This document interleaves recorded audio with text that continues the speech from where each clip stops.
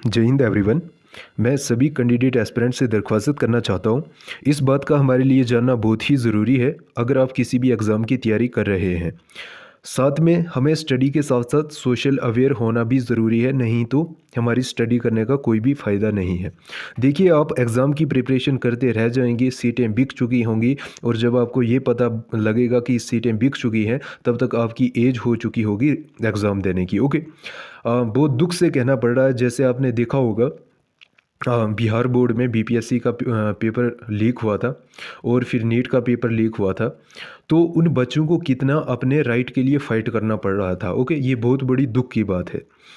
तो ये ट्रेंड ही बन चुका है। आजकल हर बोर्ड के कुछ रिप्रेजेंटेटिव हैं जो इस लालच में आके वो सीटें बिका देते हैं। ओके, ये पूरा बोर्ड गलत नहीं होता है, बोर्ड के कुछ रिप्रेजेंटेटिव गलत होते हैं और बोर्ड को अपनी घटिया उन रिप्रेजेंटेटिव की वजह से पूरे बोर्ड की बदनामी होती है और उस बोर्ड को अपनी बदनामी बचाने के लिए उन रिप्रेजेंटेटिव को साथ देना पड़ता है कि हमारे बंदों ने ऐसा नहीं किया है, बट एक्चुअल में वैसा होता है। ओके, हर चीज़ की शुरुआत छोटे छोटे कामों से होती है।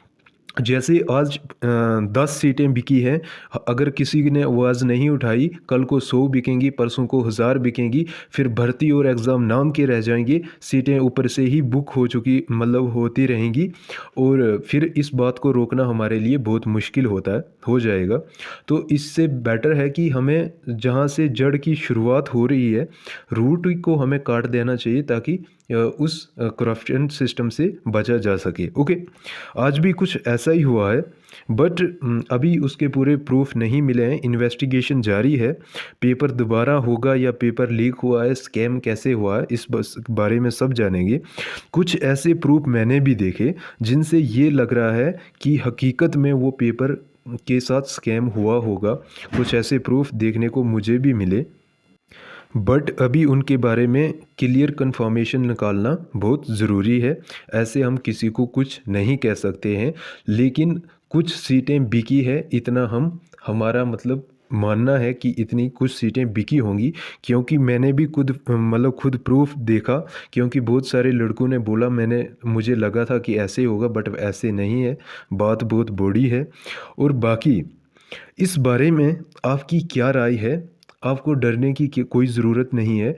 आर्टिकल 19(1) के तहत आप अपनी अपने विचार, अपने जो आपकी सुजेशन है, वो आपको इजाज़त है रखने की, किसी के सामने भी आप रख सकते हैं। ओके,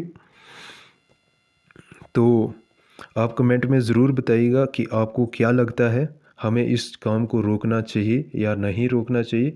अगर ये बढ़ता रहेगा तो हमारे लिए कितना हानिकारक हो जाएगा, इस बारे में हमें सोचना बहुत ही ज़रूरी है। तो कुछ बच्चों की जो सुसाइड के रीज़न हैं वो भी यहीं से शुरुआत होते हैं, क्योंकि वो टोटली ये तो ये तो छोटी लेवल की जॉब है, इससे बड़ी लेवल की जॉब में भी ऐसे स्कैम होते हैं और वो बच्चे जो हैं सुसाइड कर लेते हैं क्योंकि उनको राइट नहीं मिलता। जो बच्चे बहुत नीचे हैं उनकी तो कोई दिक्कत नहीं है, बट जो नज़दीक जो पॉइंटों में उनको निकाला जा रहा है, उनका मेरिट, जैसे जर्नल का मान लो, थोड़ा यहाँ पे डिस्कस करते हैं। जैसे जर्नल का मान लो 55 पे मेरिट लग रहा है, कितने 55 पे, जिस बंदे के 54.75 हैं उनका भी नंबर नहीं आ रहा है, जिसके 50 हैं उनका भी नंबर नहीं आ रहा है, जिसके 54 पॉइंट, ये इन पे कितने ही बच्चे टिके होंगे। 25 है उसके भी नहीं आ रहा, 54 का भी नहीं आ रहा है। तो एक ही नंबर पे सोचो कितना बड़ा कितने बंदे कट रहे हैं। अगर ऊपर से सीटें बिकती जाएंगी तो नीचे से जो है इन इन जो ये कैंडिडेट इतनी मेहनत किए हुए हैं तो ये अपने कैरियर से हाथ धो बैठेंगे। तो इन बच्चों को जस्टिस मिलना चाहिए। और इस पेपर लीक होने के बारे में अगर आपको कोई भी थोड़ी सी इन्फॉर्मेशन मिलती है या आप कोई सजेशन देना चाहते हैं तो कमेंट बॉक्स में ज़रूर दीजिएगा। थैंक यू, मिलते हैं अब। बाकी मेरे पास प्रूफ भी है कि कैसे देखना, ये बाकी मेरे पास सिलेबस भी है। 60% सभी इन एग्ज़ामों का सिलेबस सेम था। और अगर एक हफ्ते में 7 दिन के अंदर बंदा 70+ स्कोर कर देता है, ज़ीरो नंबर से, कितने नंबर से, ज़ीरो नंबर से एक हफ्ते में अगर 70% स्कोर कर देता है तो वो बंदा बहुत ख़तरनाक है। वो किसी भी हिसाब से बहुत मतलब ख़तरनाक बंदा है। कुछ ऐसे भी प्रूफ हैं, कुछ दूसरे भी प्रूफ हैं, आप समझ गए होंगे। तो अगर एक बंदा 70% एक हफ्ते में क्रॉस कर सकता है, वो यूपीएससी तो 2-3 महीने में निपटा सकता है ना। इस बात का आप भी अंदाज़ा लगा सकते हैं। कुछ ऐसे भी लेजेंड महान हस्तियां हमारे बीच मौजूद हैं। पर चलो कोई ना। आपका क्या कहना है इस बारे में कमेंट में ज़रूर बताइएगा।